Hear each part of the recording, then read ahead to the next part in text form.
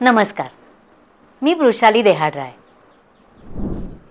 विद्यार्थ्यांची सर्वांगीण प्रगती हे एकमेव ध्येय मनाशी बाळगून अनेक शिक्षक सर्वतोपरी प्रयत्न करत असतात. त्यासाठी ते विषय शिकवण्याच्या विविध पद्धती किंवा विविध साधनं यांचा वापर करून पाहतात आणि बहुतेक वेळा त्यांना अपेक्षित यश मिळतं. तात्कालिक समस्या सोडवण्यासाठी किंवा नवीन ज्ञानाची निर्मिती करण्यासाठी शिक्षक विविध उपक्रम किंवा छोटे संशोधन प्रकल्प हाती घेतात आणि ते यशस्वीरित्या पूर्ण करतात. मात्र त्या उपक्रमांची ज्या प्रकारे नोंद करणं किंवा त्याचं दस्तऐवजीकरण करणं गरजेचं असतं ते न झाल्याने तो उपक्रम इतरांपर्यंत पोहोचत नाही. अनेकदा असंही घडतं की एखाद्या शिक्षकाला त्याच्या शाळेत काही विशिष्ट समस्या जाणवते आणि ते ती कशी सोडवायची याचा विचार करायला लागतात. पण झालं काय असतं की आधी कोणीतरी याच समस्येवर उपाय शोधून तो वापरून ती समस्या सोडवलेली असते.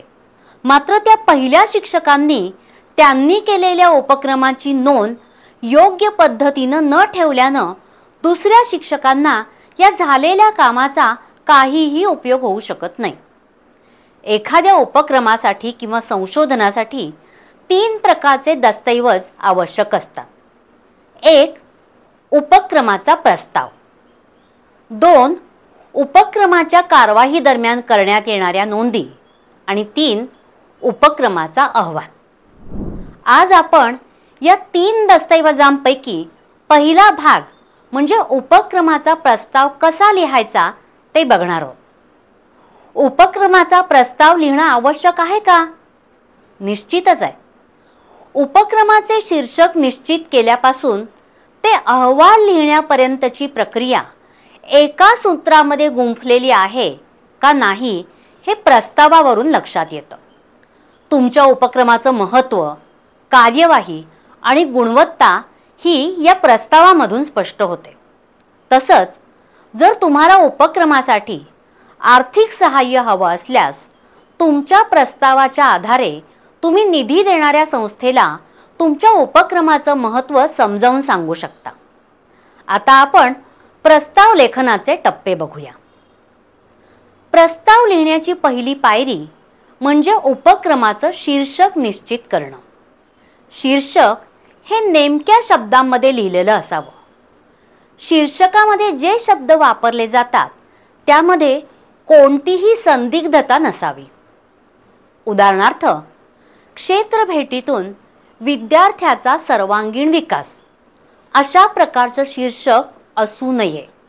कारण सर्वांगीण विकास या संकल्पनेची व्याप्ती खूप मोठी आहे.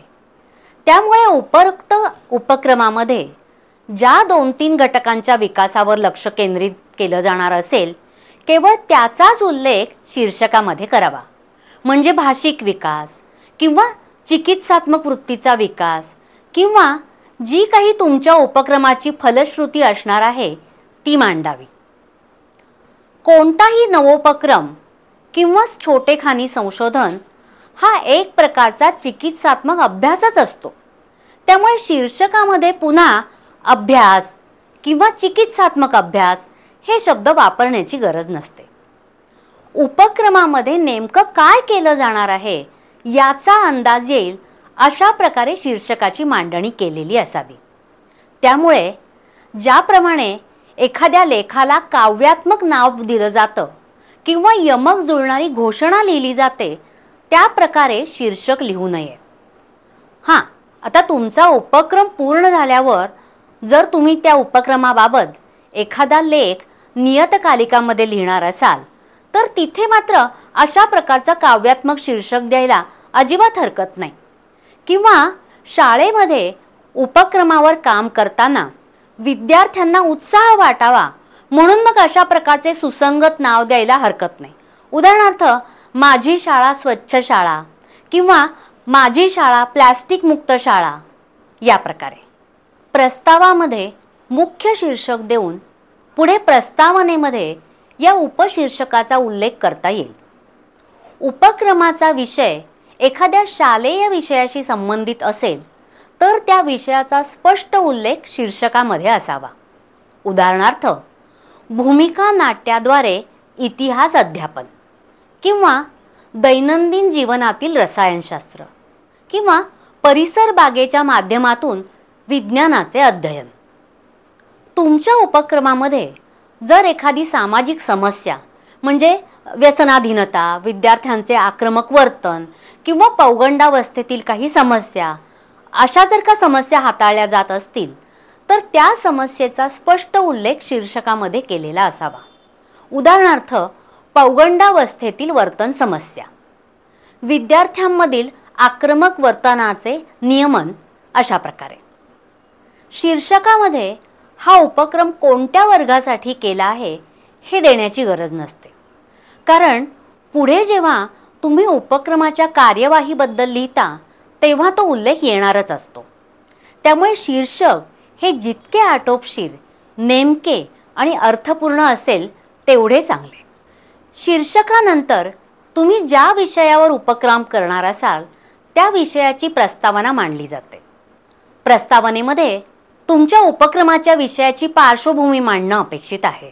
म्हणजे तुमचा उपक्रम जर पौगंडावस्थेतील विद्यार्थ्यांबाबत असेल तर पौगंडावस्था म्हणजे नेमकं कोणतं वय, या वयात मुलांमध्ये नेमके कोणते बदल होतात, या टप्प्याबद्दल वेगवेगळ्या मानवी विकासाच्या विविध सिद्धांतामध्ये काय म्हटलेलं आहे याचं विवेचन करणं अपेक्षित आहे. त्याचबरोबर तुम्ही या विषयाबाबतचा एखादा संशोधन अहवाल किंवा लेख वाचलेला असेल तर त्याचा संदर्भ अवश्य द्यावा.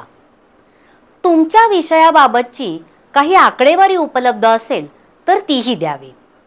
हा संदर्भ नेमका कशा प्रकारे लिहावा हे आपण नंतर बघूया.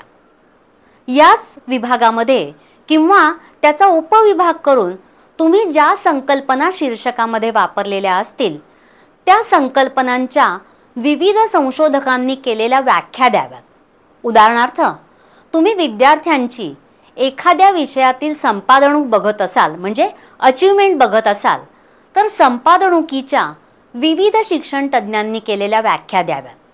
तसेच तुम्ही तुमच्या उपक्रमामध्ये संपादणूक नेमकी कशी बघणार आहात, म्हणजे एखाद्या विषयातले गुण बघणार आहात का वर्तनातील बदल बघणार आहात, हे उपक्रमाची कार्यवाही लिहिताना नमूद करावं. आपण जेव्हा एखाद्या संकल्पनेची व्याख्या करतो तेव्हा दोन प्रकारच्या व्याख्या देणं अपेक्षित असतं.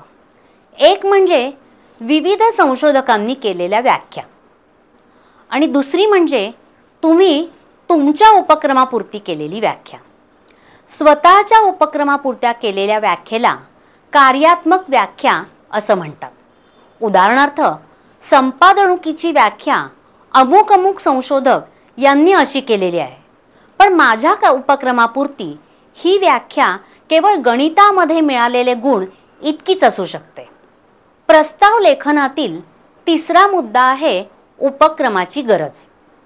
तुम्ही विद्यार्थ्यांना शिकवत असताना तुम्हाला काहीतरी समस्या जाणवते.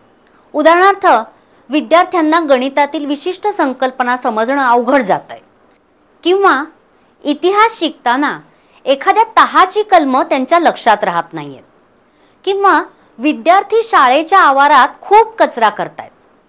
अशा प्रकारच्या समस्या सोडवण्यासाठी आपण काही उपक्रम करावा असं तुम्हाला वाटू शकतं, किंवा अध्यापनाची एखादी विशिष्ट पद्धत जास्त लाभदायी ठरेल अशी कल्पना तुमच्या मनात येते, किंवा विद्यार्थ्यांना त्यांचे भावी आयुष्य अधिक समर्थपणे जगता यावं यासाठी काही जास्तीची कौशल्य त्यांनी प्राप्त करणं आवश्यक आहे असं तुम्हाला वाटतं, आणि ती कौशल्य शिकवण्यासाठी तुम्ही उपक्रम करायचं ठरवता.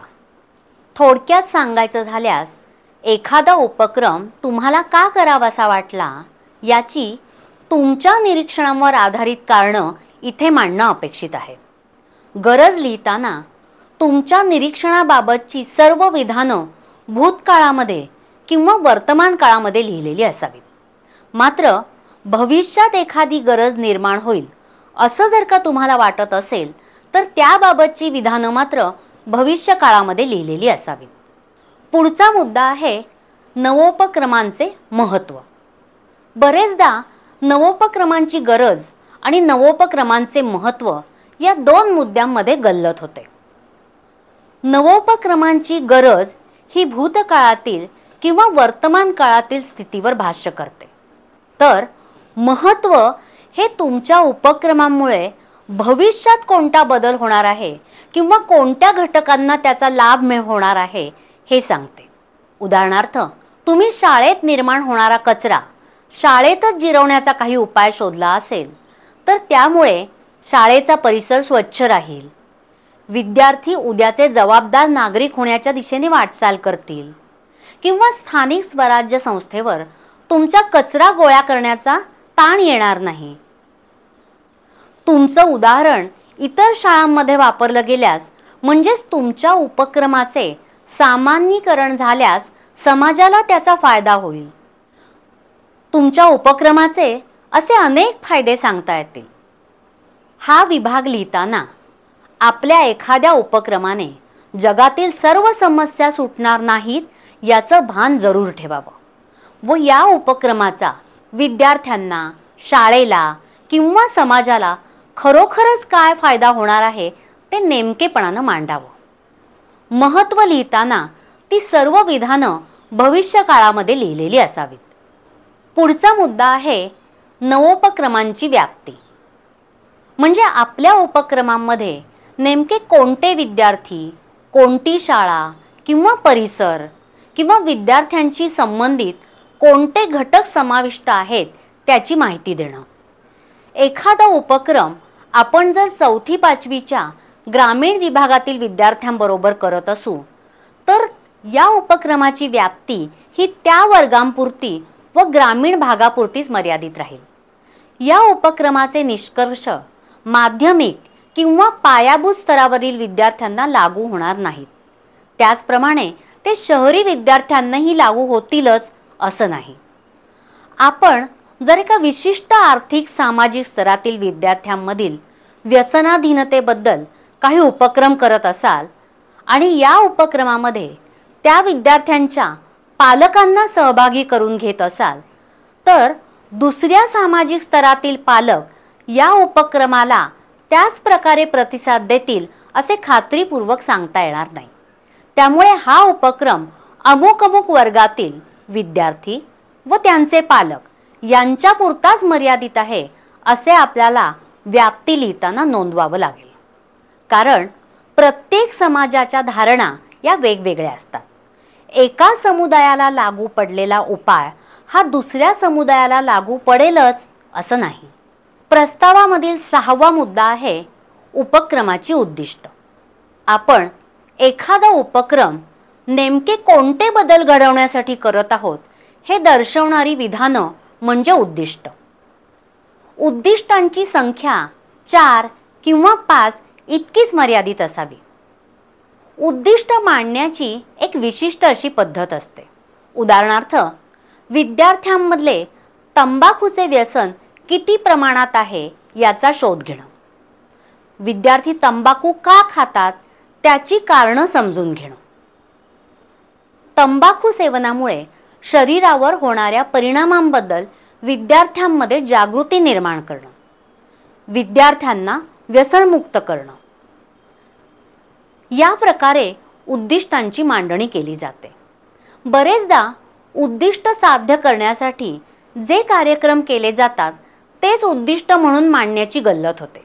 म्हणजे व्यसनमुक्तीसाठी डॉक्टरांचं व्याख्यान ठेवणं किंवा तंबाखूचे दुष्परिणाम या विषयावर चित्रकला स्पर्धा घेणं हे उद्दिष्ट असू शकत नाही. तर तो उद्दिष्टपूर्तीसाठी केलेला हस्तक्षेप म्हणजेच उपक्रमाच्या कार्यवाहीचा भाग आहे. उद्दिष्ट ही उपक्रमाच्या शीर्षकाशी सुसंगत असावीत. म्हणजेच जर आपली उद्दिष्ट ही व्यसनमुक्तीशी निगडीत असतील तर विद्यार्थ्यांची तंबाखूपासून व्यसनमुक्ती अशा पद्धतीचं शीर्षक असावं. प्रस्तावनेमध्येही हे व्यसन, त्याचे परिणाम, त्याबाबत आधी झालेला एखादा अभ्यास याची मांडणी केली जावी. गरज लिहिताना तुमची याबाबतची तुमच्या विद्यार्थ्यांची निरीक्षणं मांडावीत. महत्त्व लिहिताना विद्यार्थी व्यसनमुक्त झाल्यास त्यांना भविष्यात स्वतःला काय फायदा होईल, ते व्यसनमुक्त झाल्यावर त्यांच्या कुटुंबावर कसे सकारात्मक परिणाम होतील, हाच प्रयोग मोठ्या प्रमाणात राबवल्यास समाजाचा किती फायदा होईल याचं विवेचन केलं जावं. उद्दिष्ट लिहिताना नेहमी अमुक गोष्टीचा अभ्यास करणे, या पद्धतीचा वापर करणे, जाणीव जागृती निर्माण करणे, आवड निर्माण करणे, कौशल्य प्राप्त करण्यास मदत करणे, अशा प्रकारची वाक्यरचना केलेली असावी. पुढचा मुद्दा आहे उपक्रमाची कार्यवाही. वरील उद्दिष्ट साध्य करण्यासाठी तुम्ही नेमकी काय कार्यवाही करणार आहात, म्हणजे कोणते कार्यक्रम करणार आहात, याचा उल्लेख कार्यवाहीमध्ये असावा. इथे तुम्ही विद्यार्थ्यांचा वयोगट, विद्यार्थ्यांची संख्या, विद्यार्थी निवडण्याची पद्धत, उद्दिष्ट साध्य करण्यासाठी आखलेले कार्यक्रम, उदाहरणार्थ व्याख्यान, निबंध स्पर्धा, चित्रकला स्पर्धा, विविध विषय किंवा कौशल्य शिकवण्यासाठी घेणार असलेल्या जास्तीच्या तासिका, त्यासाठी लागणारा एकंदर कालावधी, म्हणजेच आठवड्यातले किती तास तुम्ही या उपक्रमाला देणार आहात, त्याचं नियोजन कसं करणार आहात, हे सर्व मुद्दे मांडणं अपेक्षित आहे. एकंदर हा उपक्रम कशा पद्धतीने पुढे जाणार आहे, तुम्ही कोणत्या नोंदी ठेवणार आहात, विद्यार्थ्यांना व पालकांना उपक्रमाबाबत नेमकं काय सांगणार आहात, उपक्रमासाठी कोणतं साहित्य तयार करणार आहात, पूर्व चाचणी वापरणार आहात का, शाळेमध्ये एखादा दर्शनी फरक होणार असेल तर उपक्रम सुरू करण्यापूर्वी कशाचे फोटो तुम्ही काढून ठेवणार आहात, तुम्हाला या उपक्रमामध्ये कोणाची मदत हवी असणार आहे, ही सर्व माहिती दिलेली असावी.